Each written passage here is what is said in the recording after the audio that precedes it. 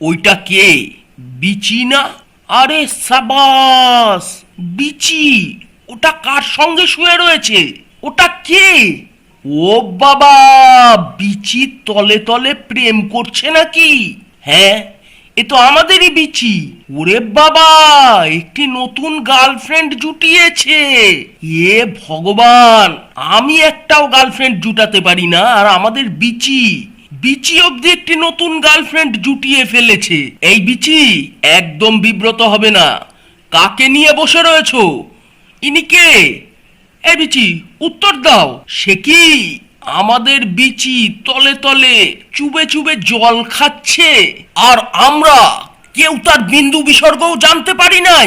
এই মেয়ে, এই যে তোমাকেই বলছি, শোনো। তুমি কি অন্ধ?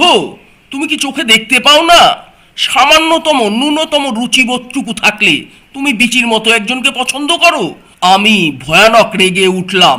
বিচি ওই স্থান পরিত্যাগ করার চেষ্টা করিতে লাগিল।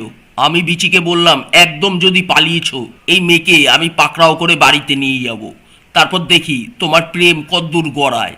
বিচি ফিরে এলো এবং অপরাধীর মতো হাব ভাব করতে লাগলো। আমি বললাম, বিচি কোথাকার, তোমার বিচি বেশি বড় হইয়া গিয়াছে? ওইদিকে আমার বিড়ালগুলোকে নিয়ে আবার এত সমস্যা নেই। সামনেই বসা একজনকে আমি যখন বিমল দিতে গেলাম, উনি খুব একটা স্বচ্ছন্দ বোধ করলেন না। আমি জানতুম বিলাই বিমল পছন্দ করে না, কিন্তু বিচি, বিচি মানেই বিমল, বিমল মানেই বিচি।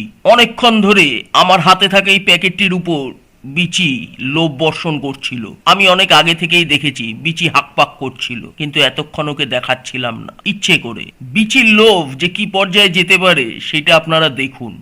আরেকজন বিচির এক দিদি, উনিও বিমল খাবেন, উনিও আসিয়াছেন এবং এই একটি প্যাকেট নেওয়ার জন্য প্রত্যেকেই হাকপাক করিতেছেন। রাত্রির বেলা বাচ্চা বিড়ালটা আমার কাছে প্রশ্ন করিল, জেঠু, তুমি নাকি বিচিকে প্রেম করতে গিয়ে হাতে নাতে ধরে ফেলেছ? আমি চমকে উঠে বললাম, তুমি জানলে কি করে? তোমার তো জানার কথা নয়।